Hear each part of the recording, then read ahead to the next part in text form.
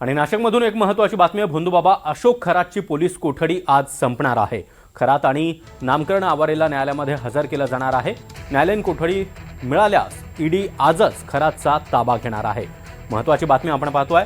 भोंदूबाबा Ashok खरातची police कोठडी आज संपते आहे आणि याच पार्श्वभूमीवर खरात आणि नामकरण आवारेला देखील आज न्यायालयामध्ये हजर केलं जाईल आणि खरातला जर न्यायालयीन कोठडी मिळाली तर ईडी आजच खरातचा ताबा घेणार असल्याचंही कळतंय। जमीन गैरव्यवहार, त्याचबरोबर लैंगिक अत्याचार यासह आर्थिक फसवणूक असे अनेक गुन्हे खरातवर दाखल आलेले आहेत। त्या प्रत्येक गुन्ह्यामध्ये आता पोलीस असतील, त्याचबरोबर SIT असेल आणि आता ईडी देखील खरातच्या मागावर आहे। न्यायालयीन कोठडी मिळाल्यास ईडी आजच खरातचा ताबा घेणार आहे।